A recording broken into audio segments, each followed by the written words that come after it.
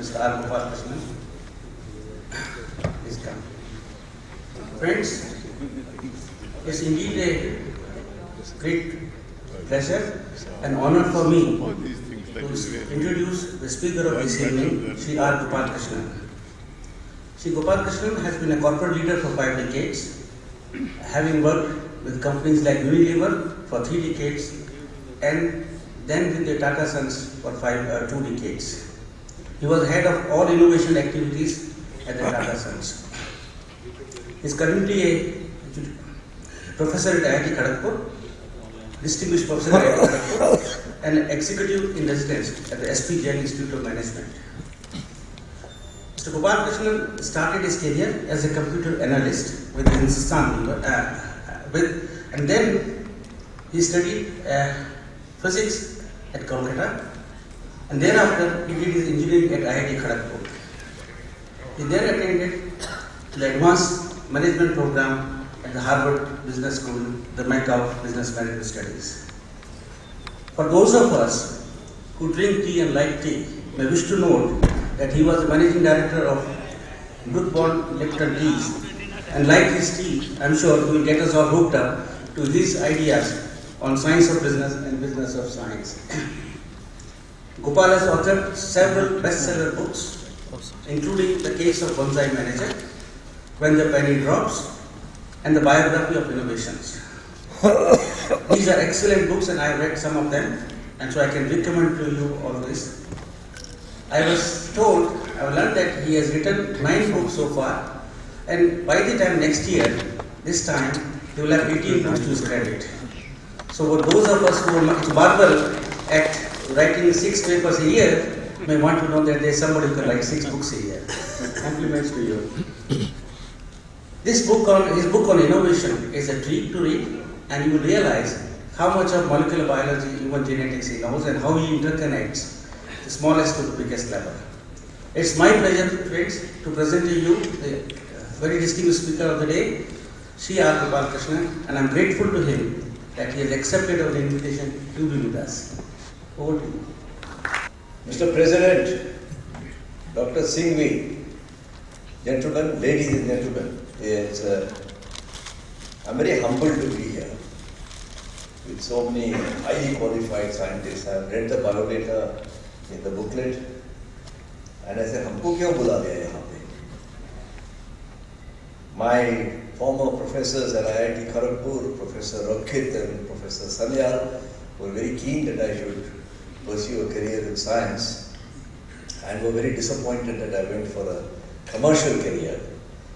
But if they saw me in the midst of such august and erudite scientists, I think up there they must be smiling and saying, "Okay, it's not been too bad." Thank you, Professor Singhvi, for getting me here. It's a small form of garvapsi for me to come back to talk to scientists. The subject I have chosen to speak to you about concerns all forms of leadership. It just so happens that my calling has been in the world of business, and your calling is from the world of science. And the first thing that I would like to emphasize is that both business and science are infinite games. I don't know how many of you have been exposed to Simon Sinek's thinking on this concept of an infinite game and a finite game. But on the assumption that not everybody has been exposed to it, allow me to just share a little bit of why I state that business and science are both infinite games. You see, a finite game, according to this definition, has rules, it has an umpire, it has a start, it has a finish, and it has a result.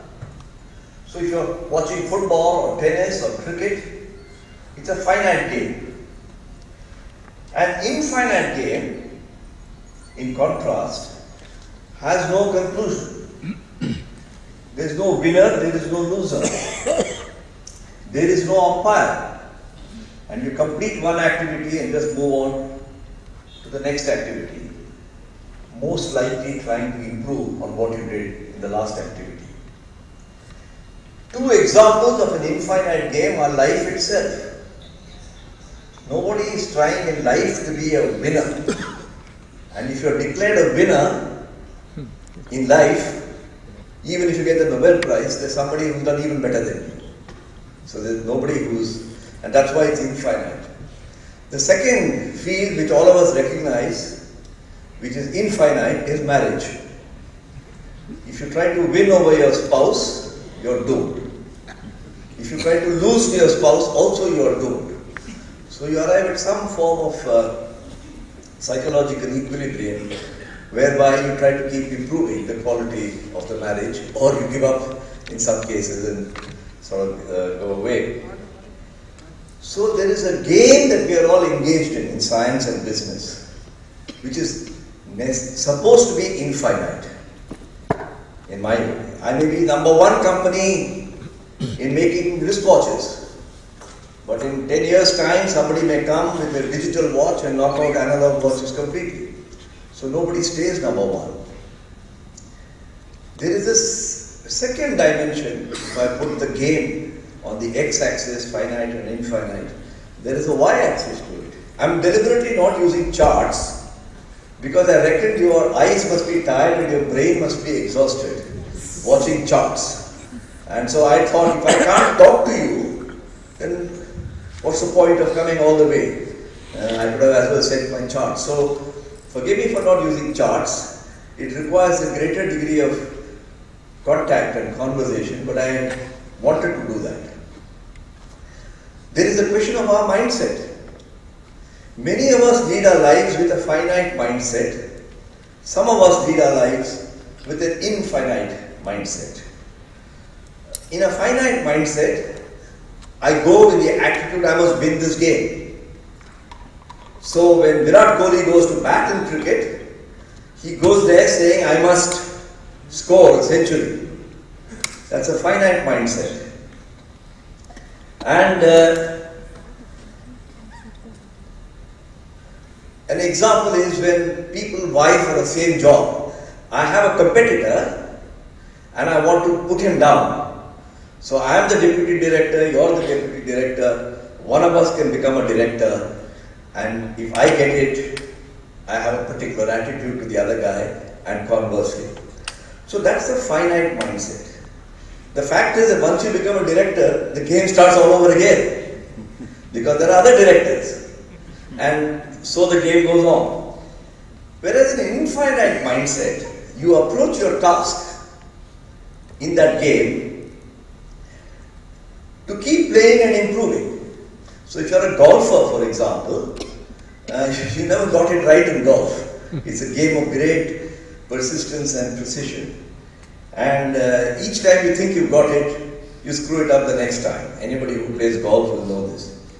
And I want to therefore leave you with this thought of an x-axis which has the game, finite, infinite, and a y-axis which has the mindset of the player, finite, infinite. So you can easily imagine you've got 4 boxes now.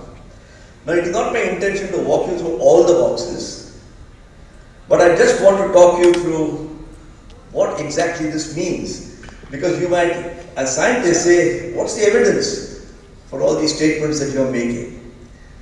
And I'm a practical business guy. I have a little bit of a background in science, as it was mentioned. I studied physics around many, many years ago.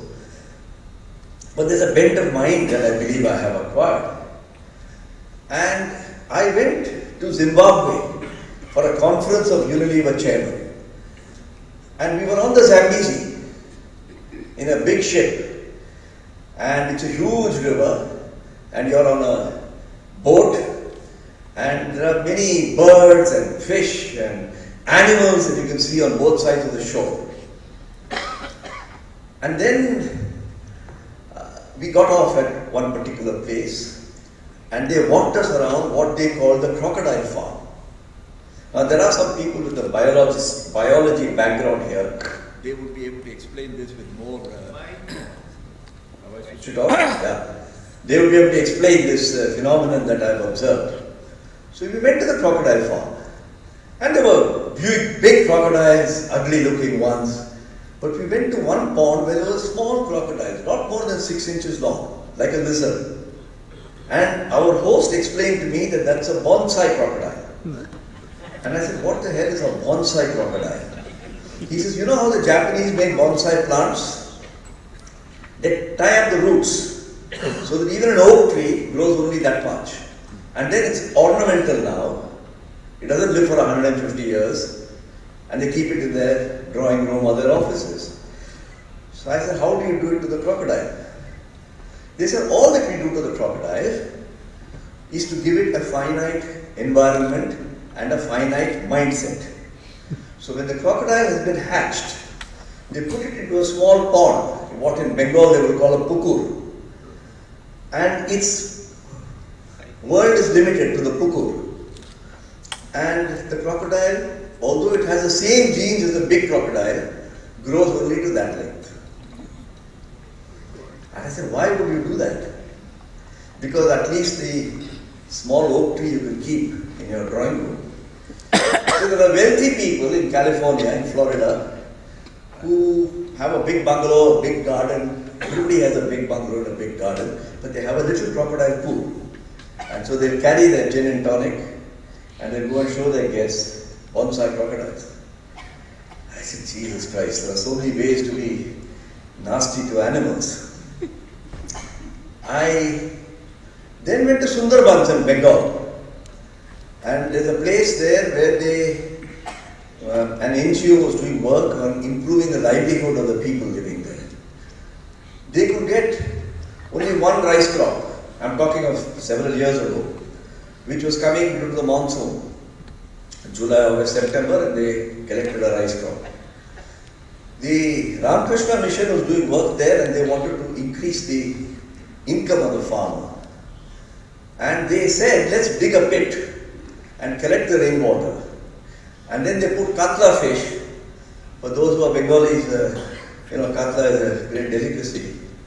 And the katla fish was having a huge pond in which to swim. And they got nice, big, weighty katla fish.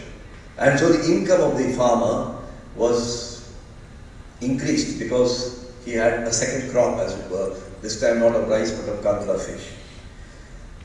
And I said, this is what happens then. That if you limit a person's, I made a leap from there. If you limit a person's environment and he chooses to limit his mind, then you produce bonsai. And so I looked around in my management career, and I have no doubt I'm not a scientist, but it happens in the field of science as well. You have bonsai scientists. You have bonsai managers. And I researched this subject and I wrote a book, which is my first book, which Ratan Tata wrote the foreword for, called The Case of the Bonsai Manager. Encouraging managers to become more infinite in their thinking, because if you stay with the same job in the same place forever, you'll end up being a bonsai. India needs, I don't want to use the word non-bonsai, but India needs infinite leaders. Whether it's in business, or science, or administration, indeed even in politics. And the way infinite leaders, because non-bonsai is a very negative way of expressing myself, so I'm using the word infinite leaders, operate, is, according to the literature that I have surveyed, in 5 steps in a circle. They articulate a vision for that institution where they are the head or the laboratory which they are running. They build a trusting team. Then they use a worthy rival to pace them. Then they keep a flexibility in existentialism. And they go around in this circle. Now the best example of this, without getting pedantic, is to quote what Mahatma Gandhi did. Since all of us know the story, and this is an Indian audience, I don't have to explain. Step number 1, at a certain point of his life, due to certain influences, he came and he articulated a particular vision. Then he built a trusting team around him. Then he used a worthy rival, in this case Muhammad Ali Jinnah. He used a worthy rival, and then he kept his existential flexibility. He gave up his lawyer's coat, he wore a loincloth, he travelled unreserved all over the place. That's an existential flexibility. And he demonstrated a courage to lead and took on a journey which took 40 years, but he delivered on that journey, as we all know. Now, while Mahatma Gandhi is a greatly inspiring example, we as much smaller, diminished people compared to Mahatma Gandhi have to think about our little pukur, our little pond. And I've got 4 little stories to tell you from not a laboratory or an institute, but my own career company, in my companies, because they are of course much, much smaller than Gandhiji. The first story I want to tell you is that in 1972 or 73, I've forgotten, in Mrs. Gandhi's prime ministership, they passed a legislation called FERA, Foreign Exchange Regulation Act. FERA had multiple dimensions, and this is not a legal conference, but one of its dimensions was that all foreign companies will come down to 51%. And those who are not meeting certain criteria of technology, research, exports, will have to come down to 40%. I think, in hindsight, I was a much younger officer watching my seniors respond to this. And we had a chairman at that time called T. Thomas, who said, Hindustan Lever will not come down to 40%. But there is a law, so you have to conform to the law. He says, what does the law require you to do to be at 51? Everybody else went down to 40, by the way. Glaxo went to 40, ITC went to 40, IBM went away. Of course, they had gone away even earlier than that.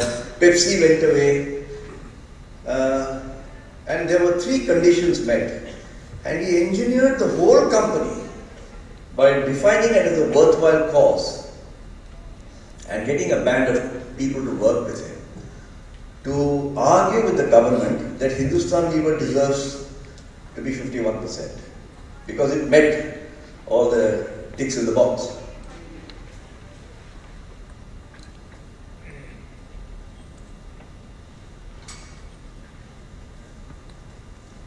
People used to pull our legs in those days.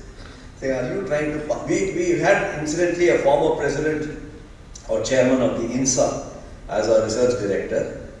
He became president of INSA only later, but he was our research director. Cambridge returned Dr. S. Varadarajan, who was the head of our research director. And people say, what kind of research can you do in soap and detergent? I mean, it's very low tech. And we demonstrated how much foreign exchange was being saved by using forest oils, minor oils, to save the import of tallow, which was the palm oil which was coming from imports. We got into the chemical industry, and I was at that time heading exports, so that we could show that we were foreign exchange positive for the country, and it was hell of a task, I can tell you that. But it took 14 years to convince the government. There were so many committees and this and that Unilever should be allowed to be 51%. And so we stayed at 51%. And thank God, because now, 40 years later, I can see the benefit that Hindustan Lever has derived. Hindustan Lever is now the second largest revenue in the whole of Unilever around the world. It's the most profitable company and the most competent company, and it's the largest in terms of volume. And I think while Hindustan Lever is a great company, not only because I work there, but I know it intimately. Today, out of the 8 people who sit on the managing committee of the global company, 4 are Indians. 50% market share of Hindustan Lever in their leadership. And I think there is a synergy between Unilever and Hindustan Lever, which was articulated by T. Thomas back in 1974, when I have to add Hindustan Lever accounted for 2% of the revenue of Unilever, and nobody counted it in the profit charts. So that's one story, which is to do with articulating and inspiring people to a great purpose, which infinite leaders do. Had T. Thomas done what other people did, okay, you have to get to 40, we'll all get to 40, we would have had a different kind of a company. That's the point I'm trying to illustrate. I'm not saying there are bad companies, so don't get me wrong. I'm merely saying that just like a crocodile grows big by swimming against the tide, leaders choose to swim against the tide so that they not only become bigger leaders, but they create bigger leaders behind them. Then I mentioned the point about using a worthy rival, and I referred to Gandhiji having Jinnah. But I want to take one more common example. It is back in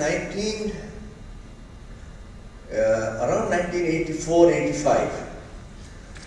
Unilever had two tea companies in India. One was called Brooke Bond and one was called Lipton. And between them, they were the dominant tea companies in the packaged tea market. Lipton was doing very badly for a variety of reasons which I shan't go into today.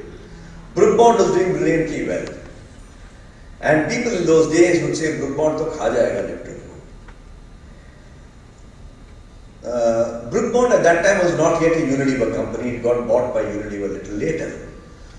So one of our directors, it happens to be the same T. Thomas, came from London and he went to meet the managing director of Brooke Bond and said, he's also a Syrian Christian from Kerala. That's coincidence, it's not germane to the story. And he said, Sam, Lipton is losing money and it's very tough to save this company. I'm just wondering whether it's better for Unilever to shut down Lipton. Now, if you are sitting in the position of Mr. Samuel, you say, Gaya Kamsi, good riddance.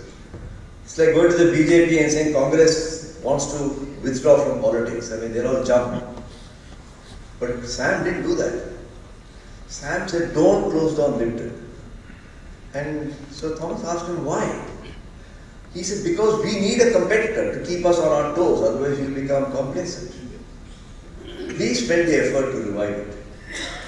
Which of course we did. And then we went and bought Brooke Bond itself. And then we merged it. And as was mentioned by Professor Singhvi, I had the privilege of leading that. So you see a worthy rival, a rival whom you really admire. Although you're competitive, you can still be admiring of somebody. And that is the attitude of an infinite leader. And I talked about existential flexibility. That sounds like a very pompous word. But I want to narrate a little story around that. And that story is, I had just joined Tata as a director of Tata Sons.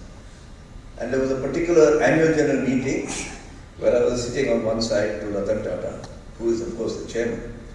And he had a very unfortunate episode in the company called Tata Finance. We found there was a fraud in the company and a lot of people were going to lose a lot of their savings which they had placed in the company. At this meeting, we don't know what hit us. It is almost like a terrorist attack in the Taj Hotel. And we could not even understand what had happened, where did we go wrong, how much money is at stake. Nothing was clear. Two shareholders of a rather advanced age got up and almost wept. They said, Tata ke bharose we have put our money in here. That's all the money I'm getting apart from my pension, which is inadequate. And now that's gone. Will you assure me? This went on with one or two shareholders. And then Ratan Tata stood up. And this is what I call existential flexibility. He said, I want you to assure all the people here and those who are not in this room that we don't know what is the damage caused by this Tata Finance episode. But I assure you and I guarantee you, and I'm telling you today, if you take it on record, we will not let anybody suffer. Although our limited liability according to the Companies Act is only to the extent of our shareholders. And then he sat down. And I said, boss, what have you gone and said? This could cost you 500 crores, 1000 crores, 2000. He said, if you can't do the right thing at the right time, there's no point doing the right thing at the wrong time. Now we have to go and deliver. I said, wow, that's Ratan Tata. In the event, after we got all the facts, we found it cost the company, Tata Sons, of which I was a director, 800 crores of 2000 money, which is probably, I don't know, 1500 crores of today's money. When I look at the NPAs in the banks, and I look at people running away to London because they didn't pay the air hostesses, I ask myself, are you a finite leader or an infinite leader? And this is a great quality that I want to do. I want to mention a last one, which is not from India, because you may think I'm telling you only Hindustan Lever and Tata stories. But some of you might know the story of the Hubble telescope in the Challenger, which went up in space. Now the Hubble telescope was it cost $1.8 billion of 1988 money. If I remember right, it's 1988 or thereabouts. And it was a very special telescope. Apart from its optics, it had a balance which was very, very fine. And the plan of NASA was to send this to the moon and take special pictures of the other side of the moon in very dramatic pictures which will give us a lot of information about the geology and the state of the other side of the moon, which will enhance our knowledge. And this null vibrator, or whatever it's called, was the heart of that telescope. Otherwise, you could mount a telescope or anything. It is that movement. Hubble telescope went up with great cheer and applause. And at the right moment, it failed to do its job. It took pictures like any other camera. There was panic. The Washington Post, the New York Times said $1.7 billion gone. It's like a Rafale controversy here. You can just imagine every day on TV they were saying these scientists are useless. Government appointed committees, CAG equivalent. This went on for about 6 months. But quietly, the director of the mission set up his own inquiry, and he stumbled on to something that happens in every one of our organizations every month. But we choose to not talk about it. This one he could not avoid because it was a $1.7 billion mistake. That when this mechanism was being tested, as you know, it's all in the private sector and these are also given to ancillaries. This had failed. But he was damn scared to come back and tell the mission director that this is not working consistently. Because there was so much tension around meeting deadlines. The people were scared to own up that there's a mistake. And it went up and it did the mistake there. You know what that director did? He said, don't blame the scientists who were there. It's my responsibility. It's a leadership failure. It's not a scientific failure. He resigned or took early retirement or whatever was their system. And he went and joined the University of Maryland to say, why do people fear speaking? And now he's written a book, like a management professor, though he is an aeronautical engineer, scientist, saying, how can you create an atmosphere in a laboratory or a mission where people don't feel fearful of speaking? It's called the 4D technology. That has not prevented people from being fearful. You just have to go to Delhi and walk around, and apart from the pollution, you'll see the fear as well. So, I mention these because this point about the infinite leader is not theoretical, it is real. And that's the first point I wanted to bring to your notice. I might have given you the impression that science and business have a lot of convergence. They are about the same. They are not. And I want to take one particular manner in which they are totally different. In the field of science, when you say this is science, this is gravity, I'll drop this, it will fall. You do it 100 times, it will fall 100 times. Science means you repeat it and you get the same result. In the performing arts, you do the same thing, you get different results. So when Lata Mangeshkar would sing here, she may be singing the same song, Ae Mere Watan Ke Logo, but the atmosphere, the ecosystem, the mood, influence. And she will say, that particular performance when Panditji was sitting there was very moving for me. You go and talk to Jasraj, he will say the same thing. That's why you do the same thing again and again, but you get different results based on the ecosystem. And I am of the view, after 50 years as a manager, that business is also a performing art. People think of management as a science. It is not. People will write books about how this company was very successful, and then I will read it and think that if I do the same thing in my company, it will work. It doesn't. There are hundreds of examples, which is not my intention to go through that. But having said this point of difference, having first said there's a point of similarity, there's a point of difference, I want to come to the main point that I want to make.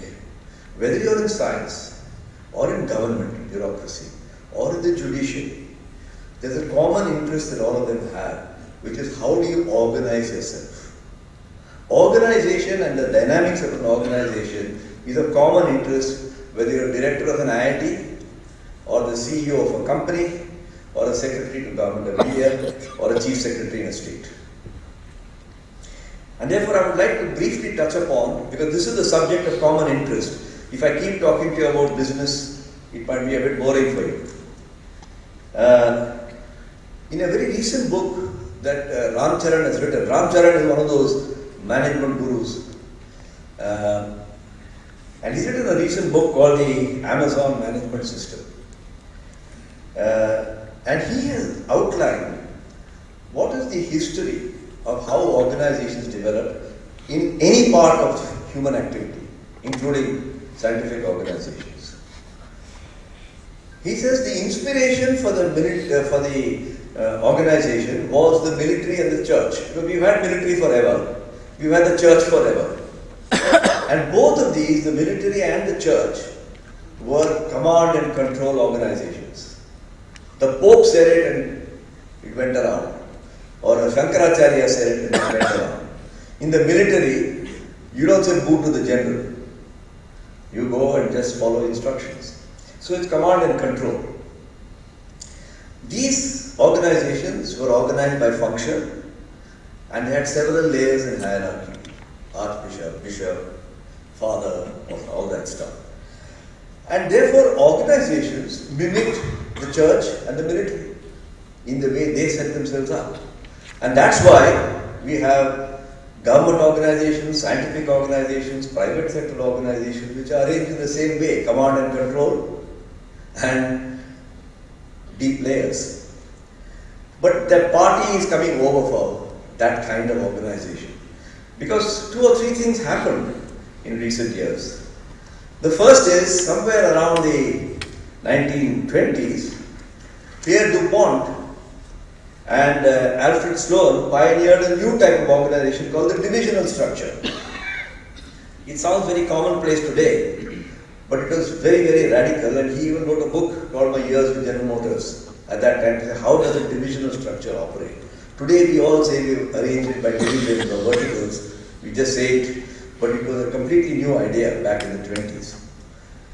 Then somewhere in the 60s, there came the matrix structure. You report your functional head, you also report your administrative head, which meant that you reported to nobody if you so chose. And nobody was clear who you were reporting to. It worked for some time, but it was impelled by the globalization of supply chains and markets. We are all familiar with that as well. Then in the 80s, Jack Welch became chairman of General Electric. And he was called Neutron Jack because he was the arch practitioner of command and control. He said the genius lies in execution, not in thinking. I will value people who can think and execute rather than only think. And so he created something called the operating system. And in many ways, though he was enormously successful, and is probably considered the most successful business manager in the world during the 20th century, in that league, he was a very finite manager. Because finite managers work on the basis the only way to increase profits is to cut costs, take out layers, make people unhappy, thin your formula for the customer, etc. And then came the beginning of this millennium, when Amazon showed that you don't have to be a digitally enabled organization, you must be a digitally driven organization. There's a big difference between a digitally enabled and a digitally driven organization, and that's the book that Ram Charan has written. Through these turmoils of organization, all of us are dealing with legacy organizations. And then people say, well, the government is like that, in the private sector is like that, Lalaji wants it this way, but the market will not wait for you. And if you are in a leadership position, and if you like to count yourself amongst infinite leaders, then you have to think differently. And that's really the point that I'm making.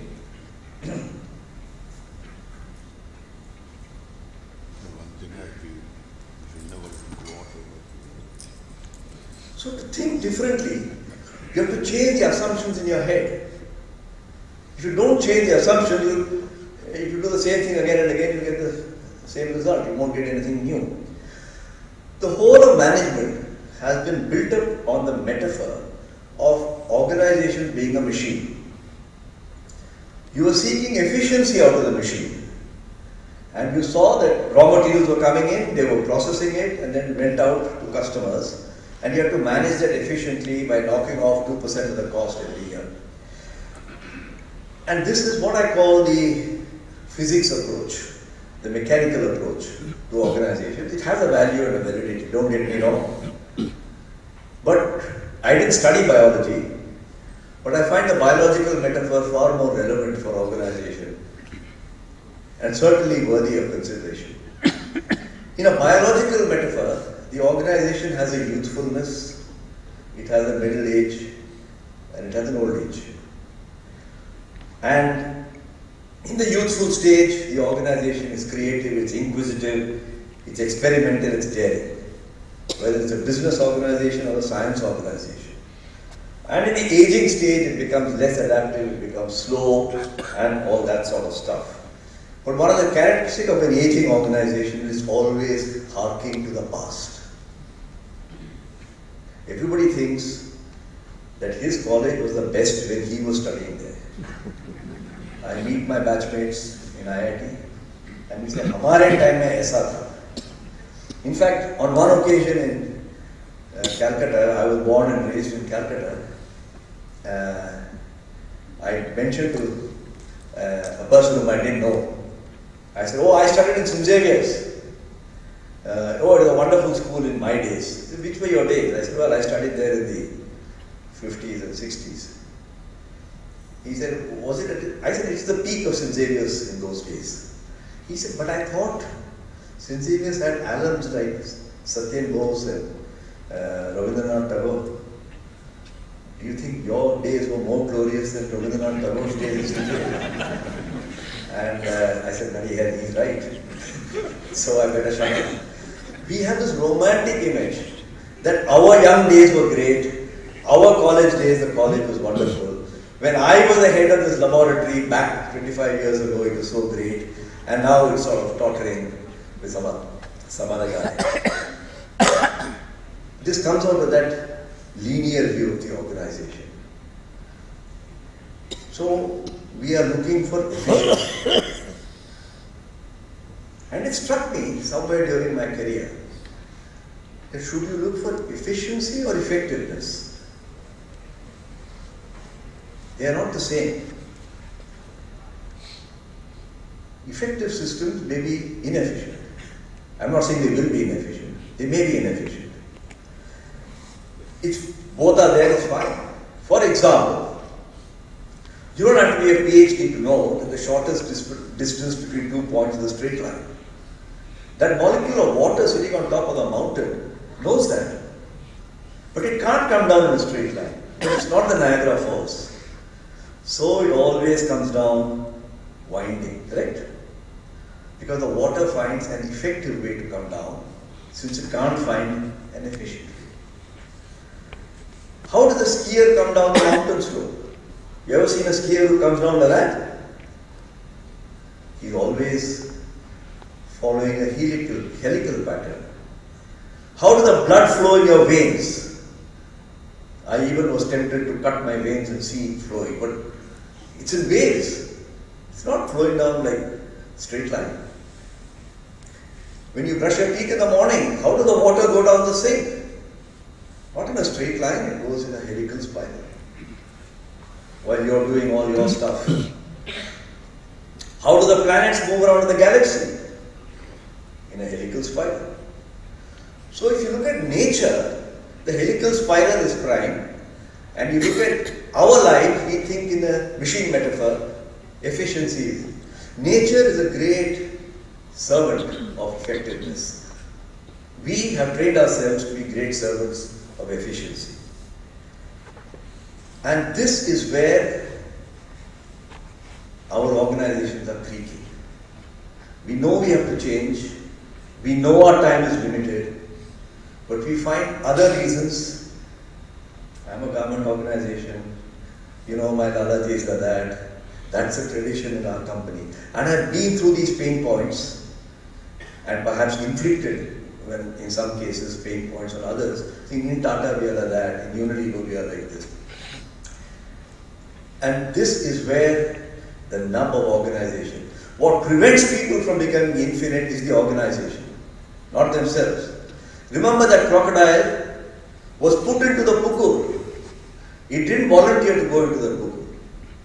And once it's in the pukur, it couldn't grow beyond that.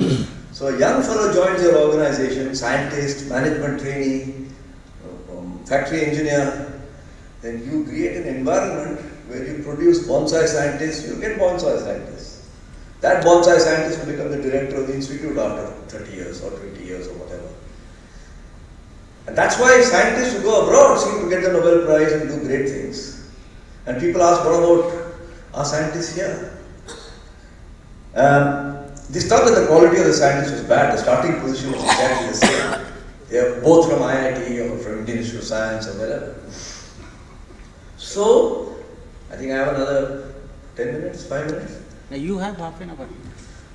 Go on. I wanted to share with you 3 ideas which I have found useful during my 50 years of corporate service. I believe they are relevant to scientific organizations as well.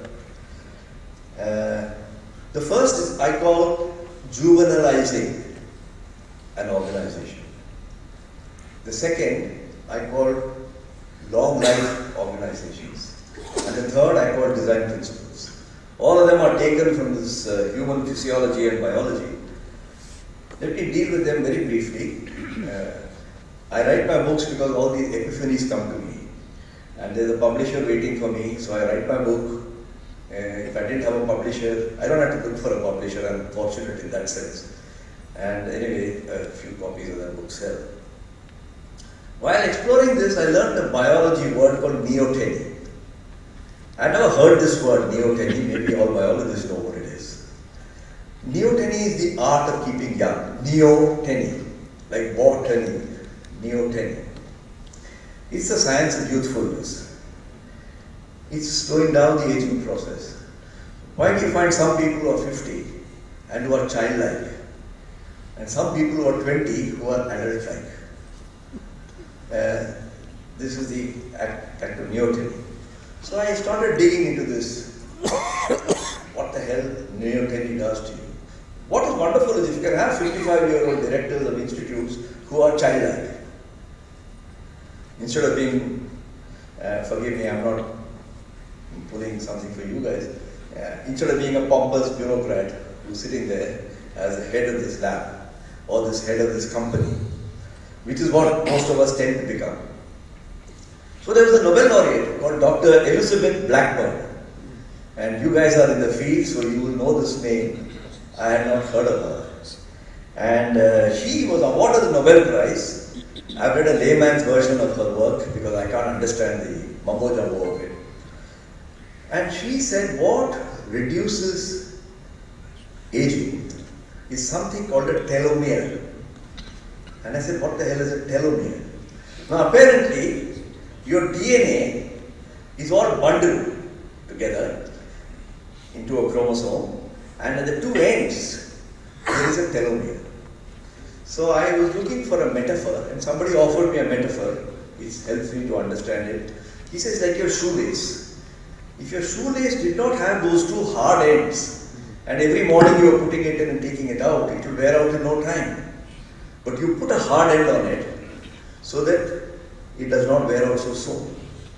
And a telomere is the hard end of the chromosome, which sits at the two ends and holds it. And Dr. Elizabeth Blackburn found that these telomeres that you have, these thread-like cellular structures, wear down. If you can keep your telomeres long, it lasts. So I said, wow, that sounds good. Take care of your shoelaces. Assuming my metaphor is not bad.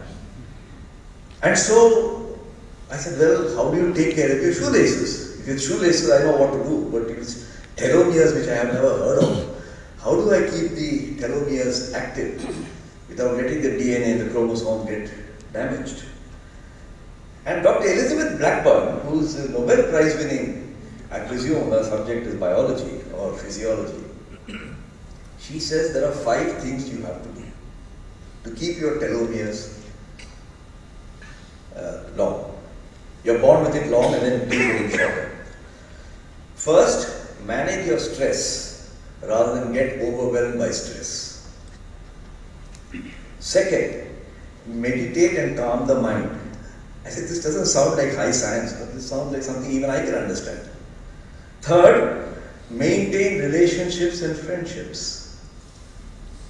Fourth, do something for other people. Fifth, earn enough but not too much.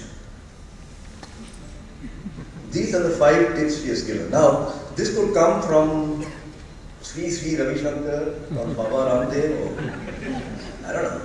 Who's the guy in Coimbatore that guy who plays ball? Sadhguru. He could come from one of these guys. He's coming from a Nobel Prize winning scientist. So I said, this is very strange. She's a biologist, physiologist giving you almost Vedantic advice. I then stumbled upon the fact that there's something called the Grant Study. Started in Harvard in 1942, the sophomores of that year, and they tracked those people for the next, I think they're still tracking it. Yes. There is so much data that there's no place to keep it. Yes. But one guy has written it up in the Atlantic magazine so that apart from scientists, normal people can read it. And many of you might have read it. But again, I looked at what is the finding of that. You know, the candidates included John Kennedy, who was a sophomore in that year. It included Bill Bradburn, who was later on the editor of the Washington Post. So, you know, guys, Howard, so big guys who became big later. First message. You will get financial success. See, Americans are very driven by financial success. If you keep warmth of relationships, that's more important than intelligence. Now, I hesitate to tell this to scientists, but it's true of the business world, I can tell you.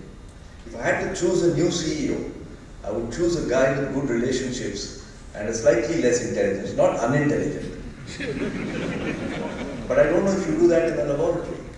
You choose the guy with the largest number of papers and scientific accomplishments to be the head. The warmth of relationships as you grow into adulthood matters. Alcoholism, neurosis, and depression have a great destructive power. And so, despite the starting position, the Gangotri in Uttarakhand of this knowledge is coming from Nobel Prize winners. But when I see it going past in Banaras, I am seeing common sense, which has been given to us by our ancestors. So I went into what do other countries do when they talk about long life. So I talked about juralization and touched upon long life. I said they have different words for it. In Japan they call it ikigai. If you go to any bookshop, you'll find a lot of paperback books called ikigai. In Denmark, they call it hygge, Hygge. I presume I'm pronouncing it right. In France, they call it l'ange d'or, long life. In India, we call it Ayurveda. Ayurveda means the science of long life. When you create an institution or organization, do you want it to have long life? Yes, you do. I can't imagine anybody creating an institution when TIFR was set up by Homi Bhabha, when Vikram Sarabhai set up the Space Center. I don't think they could have said, hey, mar gaya to mar gaya chalega. Unlike some of our startups today where Masayoshi Son puts in billions of dollars, sells it and walks away. You feel a maternal instinct to the organizations that you set up. So, I have one of the books I've written which will come out into the market next year is called Corporate Ayurveda. That if you can apply, because an organization is nothing different from a human being. So if you can have Ayurveda for a human being, then you can have Ayurveda for a company as well. And I've gone through the principles of what makes a Nestle, a Birla, a Tata live for 150 years. This year is the 150th year for Mahatma Gandhi. It's also the 150th year for Tata Sons. It's also the 140th year for Unilever. And I'm very lucky, I didn't know Mahatma Gandhi. But I certainly have a deep experience of both Lever and Tata. What makes these organizations long life? And anyway, I will not go into the detail of it because time is short. But I found a very great parallel between organizational long life and human long life. And anyway, that's the subject of my book. If I tell you everything now, none of you will buy my book. I hope you will not buy my book later. The last thing I want to touch upon is biological design. The human body is a fantastic, if you try to design it tomorrow, you will not be able to design it. I'm being rather bold in saying this to scientists. We can design a finite machine, but we can't design the human body. So I got very interested in this subject, and I listened to a TED talk by a guy who's a student of biology but has become a management expert now, called Martin Rees. And you all can go to the TED and have a look at it. And he said, if you are told to design the human body, you will seek to make it efficient. Whereas God in His wisdom has made the human body effective. And here are the differences in the design principles. Number one, there are 6 in all. Number one, the human body has redundancy. Whereas in physics you would say, save money, don't put redundancy. Second, it has diversity. Multiple instrumentalities to cope with the unknown. Third, it has modularity. So you got your liver, you got your heart, you got different parts, and you can sort of deal with them part by part, you can deal with it holistically. It has adaptation. Bodies that don't adapt age and get disease. It has prudence. The human body is designed not to take a big risk. Sometimes you read the newspaper about some business organization who created a great empire in a very short time. How stable those organizations are, once in a while a fantastic thing will happen. But prudence and having the balance sheet to back it is very important. And the last and the very important one, which is to do with sustainability, it has embeddedness. It is harmonious with the environment which it is, otherwise the body won't survive. And I believe these same principles can be applied to organizational design. Time does not permit me to go into examples from Lever and Tata's, because I'll go on and on forever. And all this I have pulled together into a question that I asked. I serve as an executive in residence at the SP Jain School of Management. And one day I asked, one of the good things about working with academics, I've never worked with academics before. I left college, I forgot about academics, and then now, after my retirement, I'm dealing a lot with academics. Is you ask a question and it goes off in multiple directions. It looks like uncontrolled fire. But it has a positive if you can get something. Is there a difference between an institution and a company? It led to a lot of debate, and finally we came to the following conclusion. I'll tell you the conclusion only. What went in between, I'm not telling you. We said if you leave out the centurion companies like Godrej, Tata, Unilever, Procter & Gamble, they've been around for 100 years, the founders are dead and gone. We wanted to interview founders who are still alive. And we found very few companies in India. With great difficulty, we found 6 or 7. And of those, I was able to persuade 6 CEOs to participate in this research exercise. And we have argued that India needs more institutions. On the political side, some people argue that those institutions are getting, even the existing institutions are getting damaged. But politics is not our subject today, so I don't want to go into that. But that India needs more institutions cannot be a subject which anybody will disagree with. And there's no point bemoaning that IIT is 55 years old or 75 years old. It's bound to get old. We need leaders who can make those young by keeping their telomeres young. And so we are bringing out 6 books next year. I have a co-author in each of these. Taking 6 institutions, 6 organizations which we have tested and validated to be institutions in the making. And I would very much like to suggest, Mr. President, that if this polluting management thinking can apply to scientific institutions, such an exercise might be considered. Whatever is relevant you can use and you can update it. I think I've covered and I've shut up in 55 minutes, which is the time given to me by Professor Singhvi. I hope it has at least been amusing, if not interesting, and hopefully somewhat instructive. I enjoyed greatly preparing for this because I was extremely nervous to talk to scientists. My golf partner said, "Tum pagal ho gaya kya? Tum Insta mein jaake kya baat karoge?" But I think I managed to occupy 55 minutes, and I have not seen too many people nodding off. A few people tired since 9 o'clock in the morning. Thank you very much for coming. Can I make a comment, sir? Yeah. You take the mic, please. I'll tell you a beautiful story. You talked about Elizabeth Blackburn. I had the opportunity to work next to her in University of California, Berkeley. The term telomere was given to the chromosome much earlier. I worked with in the same department in the year 1989-90, and she was also there. The term developed in sometimes around 1980. No. Telomere was in 1938. 38, and it was. J. Muller gave this term. Yeah, and the person who worked on the telomere, biochemistry of this telomere of African trypanosome is Piet Bosk in University of Amsterdam. The story is, I know Professor Elizabeth Blackburn, I am very happy, and at the same time when we worked, she was carrying, and she took leave for a couple of months. She had a complicated pregnancy. Then she came back to the laboratory after some time, and I also came back to India after completion of my visiting associateship.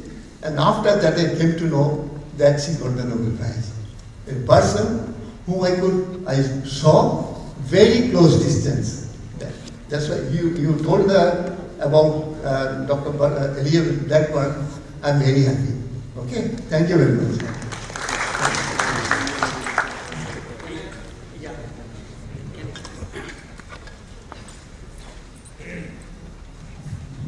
You argued about maintaining the longevity of institutions and keep them healthy.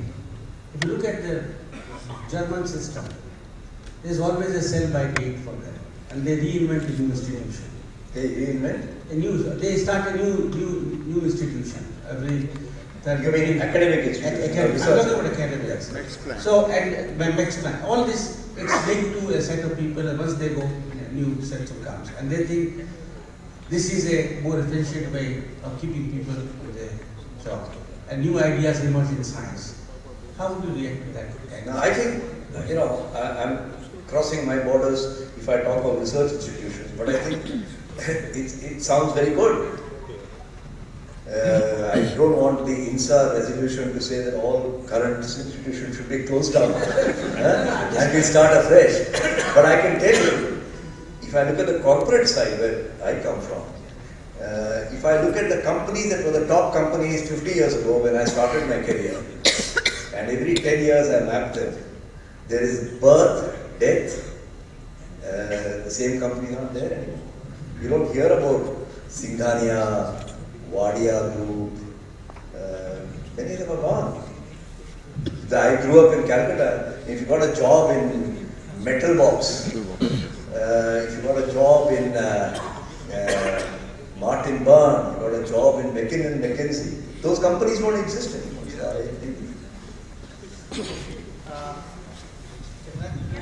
Sir. Yes. This and then this last one. Yeah. Can you take the mic? You have talked about gobbling up the competitor, and if you do so, where is the competition then? I mean, you just have to wait for others to come up. What is the? No, sorry, He said you don't go. don't gobble up the competitors. But as Lipton's, you gobbled up your Krypton competitor, right? No. Lipton was dying. So that time there was a competitor, but later you gobbled up. No, Unilever bought it. And don't forget that new organisms to use the biological thing have come up now. And together, Brook Bond and Lipton will have less than 15% of the Indian market. Just coming, back to the continuity of institutions, which tends to bother me quite a lot, in the sense that all over the world, you have Cambridge, Oxford, Harvard, from 500, 600 to 200, 300. And somehow in India, even for whatever little progress we have had, we have never been able to sustain our institutions. First, we had wonderful state universities like Calcutta University, Allahabad University and all, which produced Nobel laureates. We just let them die. Then, in order to make them up, we made central universities. We invested, we created. They're still not dead. The state universities, they are living and going on and functioning reasonably. Most of India studies there. But then, after that, we give up. So every time, 20, 30 years, we tend to give up on our institutions. Say that now they are administratively unmanageable. Create new ones, which are then the flavor of the decade, so to say. And then they lose their energy. I mean, this cycle has been going on. And we have found no institutionalized system to be able to correct this. Except for IISc, which I have a great deal of respect for. I mean, there are hardly any institutions which can sustain themselves. Also, IITs are big. Don't you think IITs for last 50 years. 50 years. In associates much longer. But sir, you make a valid point. State And it is 500 for that reason. 200 state universities. I mean, let's not look at numbers. Our base hasn't increased. It is exactly for that reason. I didn't want to say what you said because I don't have the awqat to make the statement that you made. That I recommended to the president that INSA or an appropriate body, which I don't know which is that body, can look into the point about institutionalization of institutions, which you set out. I think it has been really a fascinating evening with very thought-provoking ideas, and it was really great to listen to your viewpoints. Very fascinating. So, If you don't mind, we'd like you to honor you with a shawl and a book, and I request Professor Sood to present you with a shawl. And I request Professor Sunil Singh to present you with a set of books.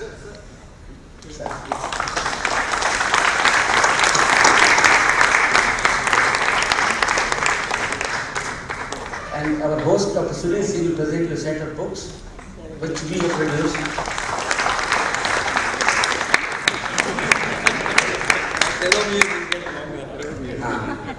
And thank you for coming. Let's give you once again a big hand. And I'm sure we'll all have enough to think in the night. We'll not sleep tonight. And tomorrow morning we'll meet again at 9 o'clock. Thank you. Thank you.